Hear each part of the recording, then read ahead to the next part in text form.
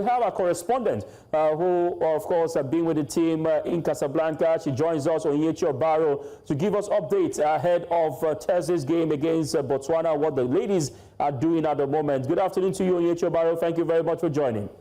Favor, yes, it's great to have joined you at this time because we just wrapped up the press conference from the Women's African Cup of Nations, and we had Justin Madugu and the goalkeeper Chiamaka Nnadozie. You know that we are playing Botswana tomorrow. It's a game that we want to still maintain the performance we had, of course, up against Tunisia, to make fans believe that this Mission X is really an intended one, and the Super Falcons are serious about returning to winning ways and then bringing the trophy back home.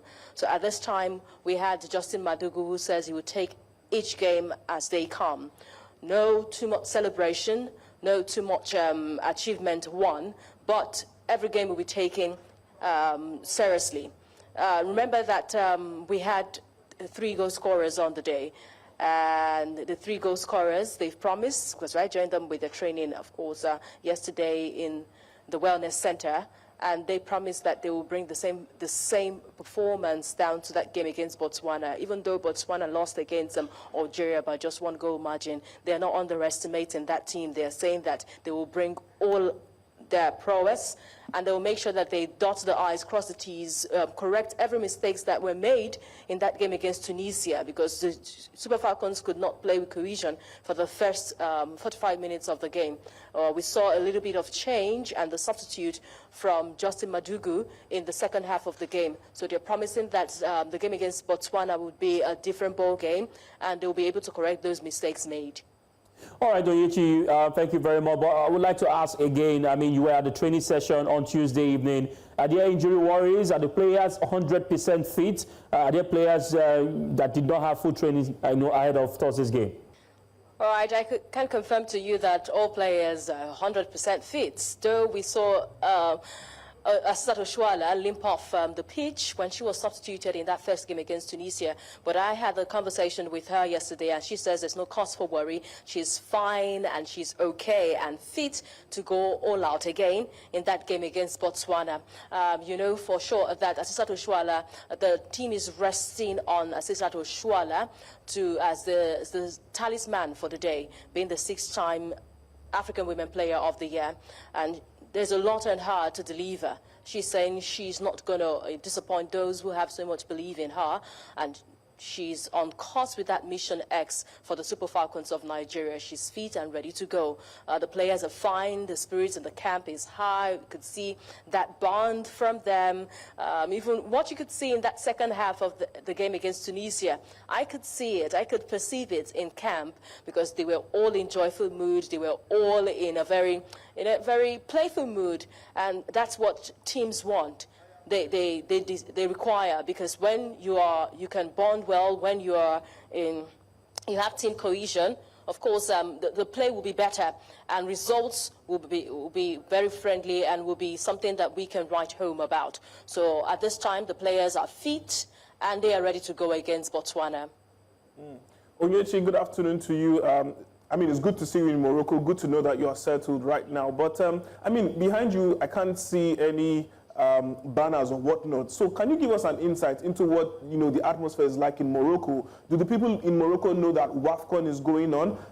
We hope to have her back, but of course, interesting updates right there from Casablanca, Morocco, talking about preparations for the game on Thursday. And Opa was asking earlier about the awareness of the tournament in Morocco. I mean, just behind you, we can't see any banner or someone waving a flag or telling us about what's happening in the city of Casablanca. Is it that there were no CAF or whatever is? I mean, just tell us what's happening at the moment as regards awareness and what the fans are saying about the tournament.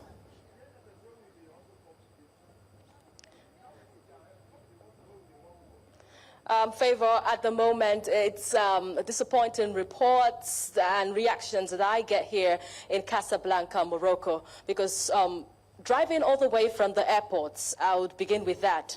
We did not see anything that had to indicate that Morocco was hosting a competition that is the biggest competition on the continent for women's football. There was no indication, there was no banner, there was nothing at all, no color purple being painted anywhere to show that Morocco is hosting this kind of competition, hosting the continent in Casablanca, in Rabat, or even in Oujah. That's the first indication. Now, the taxi driver that we boarded, we just quizzed him and said, do you know that your country is hosting the African Cup of Nations? Do you know where the accreditation will be done? He said, hosting what? Do women play football? Wow. Women do not play football. They're not supposed to play football. Now, with that kind of reaction, Favor, you should know where we are. we are at a crossroad at this time concerning women's football. Now, that gave me an indication that's the reason why we've not had fans pop into stadiums to watch the matches. We've not had the awareness from CAF. We're wondering what CAF is doing, how CAF was able to push this competition. So many people say that because maybe this competition was supposed to be held last year and it was brought back to this year, maybe that's the reason why we're not seeing the fans. This is the same Morocco that hosted the competition in 2022, and we saw the turnout. We saw how they popped into stadium to watch their games. We saw how supporters came through for their teams. We saw how, when Morocco had to play, how the home fans will turn up for Morocco. But we're not seeing it here today in this competition. But I'm hoping that when it gets to the knockout stage, we should see something different. But so far, the publicity has been poor. Onyinyechi, will you attribute that to, the difficulty of persons going to Morocco from other parts of Africa? For instance, the supporters club are not there at the moment, except maybe they are on their way to Morocco. Would you attribute that as a factor? And also, the main organizing committee and the local organizing committee, who would you trade the blames more to, CAF or Morocco as a host?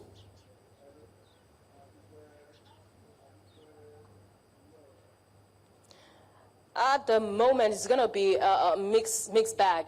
CAF has got their share of the blame, and the organizing committee, the local organizing committee in Morocco here has got the share of the blame. Now, of course, you know that this competition had been given a date even last year, and that date should have been worked with by both the local organizing committee in terms of issuing visas, and also CAF in terms of the publicity being made for people to know that this competition is ongoing. Not a month, not even days before the competition, not 30 days countdown to the competition. Yes, we've been having a countdown, 100 days to this competition on social media, but what has been done in the country that will be hosting the competition itself? Those fans who know, those who live around stadiums here, do they know that a competition is ongoing? Today, I speak to you that while we were coming all the way from our apartment to the stadium for the press conference, another Uber driver we picked up said that there is no football match today. He was telling us journalists from Nigeria that there was no football match today. But it took the fact that we knew what we were doing, we knew the itinerary of teams today with their press conferences, for us to still stand our grounds to say, there's a press conference in this stadium today and we're attending it today. So please take the back end of the stadium for us to gain access. And that was the only way we could gain access into the stadium. If we had listened to him, of course, we would have turned back and not make our way to the press conference today. So that's the ripple effect of not having this awareness. So both CAF and the local organizing committee, I think they have a share of the blame.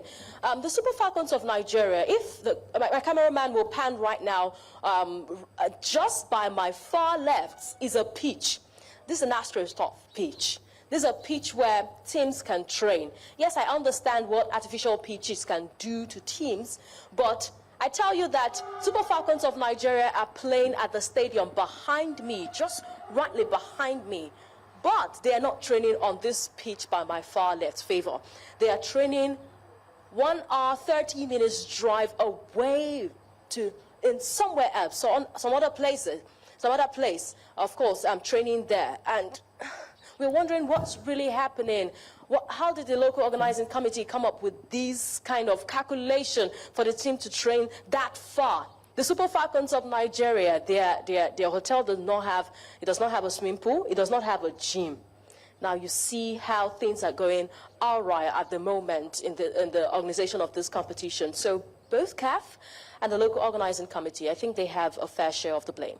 All right, big statement right there, and of course, interesting update from you, Onyinyechi Obaroh, talking about what is going on. I mean, if players are supposed to train not far, like not even more than 30, 20 minutes away from their hotel or from wherever they're supposed to be, having players go over 30 minutes to train, that will not even help their preparation. But let's look at the game on Thursday. Nigeria would have their final training session today before the game on Thursday. What's the mood like from the NFF? How much of support are the players getting? And can we confirm that we'll hear the vuvuzelas, the trumpets, on Thursday with the Nigerian melody tunes cheering the ladies to victory?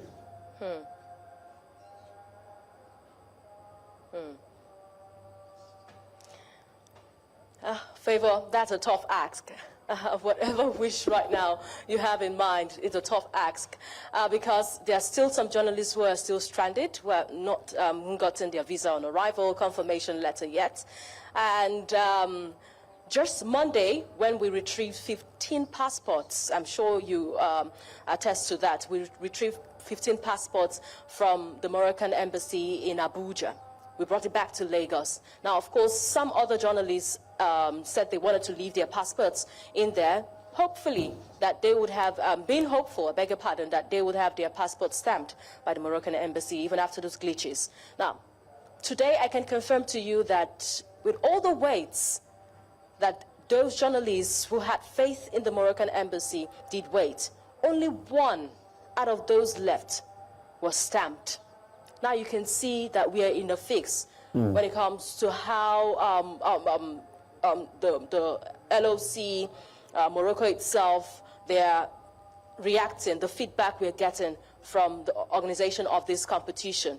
Now, only one journalist will be able to make his or her way to Morocco after rescheduling their flights and all, and then come cover this competition. Wow. Now, let's talk about the team, if they're getting the support. In the first place, yes, CAF would have given that hotel to the team, but why are we not having the swimming pool? Why are we not having the gym for the team? A team is supposed to have a gym where they can go and then stretch out, do little workouts, you know, just to exercise the muscle. But they were not given a gym in their hotel, and they have to drive an hour, 30 minutes to go train. No cause for alarm at the moment, no reactions been raised. Even the group I joined for the stamping of my Moroccan visa before heading down to Morocco, we could confirm that they said for now the supporters club are second on the list. Journalists are first on the list to get their passport stamped. So at the moment, Supporters Club making it to this place to chair the Super Falcons of Nigeria, it's not guaranteed at the moment. It's not even guaranteed at the moment because even journalists have not even gotten their passport stamped. Only one could get theirs this morning stamped. So for the journalists who are here, we'll try our best possible to support the Falcons, to give them the support from home, to tell the story like I am doing right now on News Central TV. And then we're hoping that that will be enough for them to bring the title, the 10th title, like their Mission X states.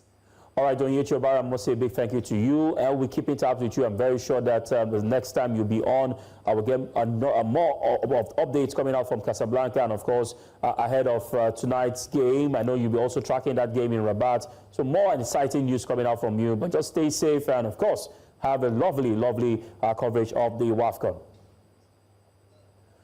All right, that's sports correspondent Onyinyechi Obaroh giving us updates from Casablanca, Morocco, about the poor outing, the poor publicity, and you know, the hosts allegedly not giving the very best of facilities in terms of what they should have in their hotel for the Super Falcons of Nigeria.